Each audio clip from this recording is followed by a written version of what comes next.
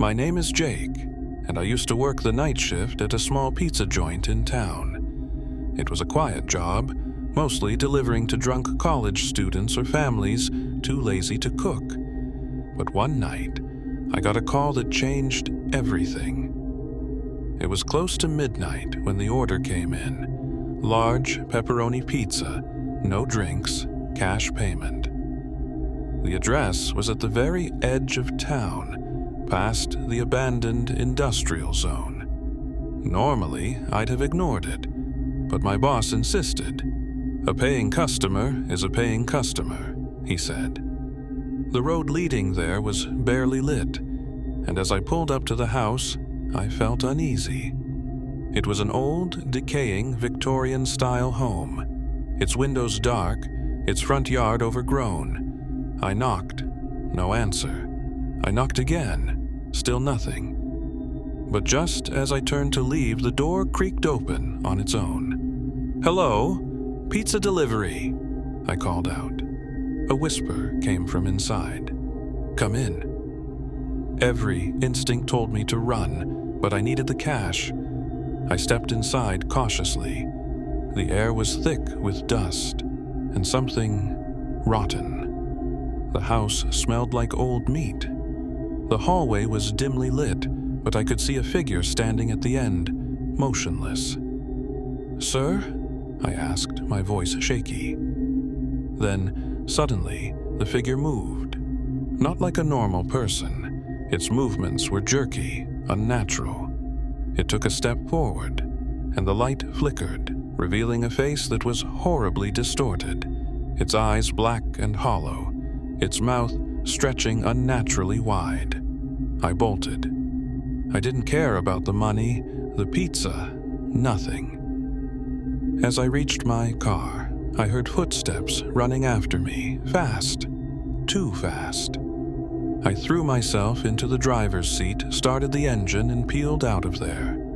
The next morning, I told my boss about it. He laughed. "That house?" he said. "It's been abandoned for 20 years. But when I checked my car's back seat later that day, the pizza box was gone."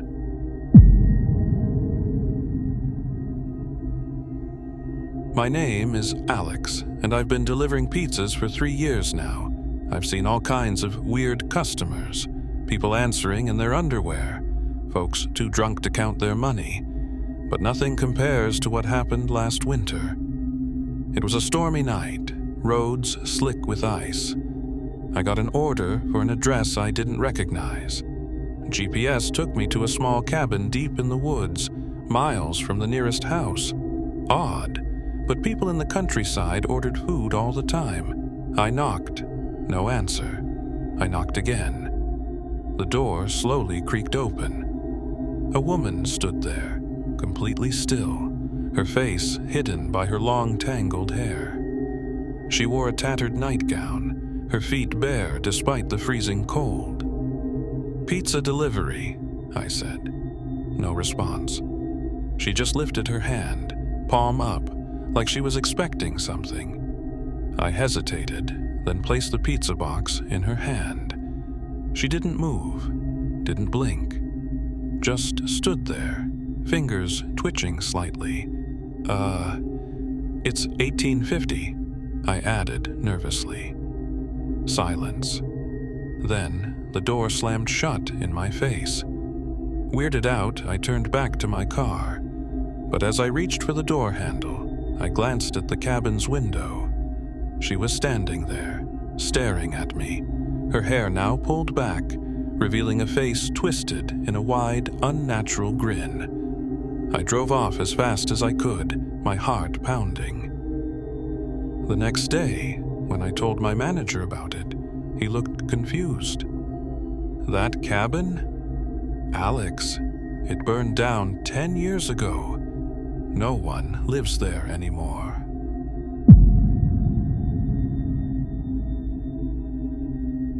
Hey, I'm Mark. I used to work as a pizza delivery guy in a small town. I quit after this happened. It was a slow night, just a few orders. Around 11 p.m., a last-minute order came in. The address was unfamiliar, but that wasn't uncommon. The name on the order? Just "Come quickly." I arrived at the location, a dark, isolated house with no lights on, no cars in the driveway.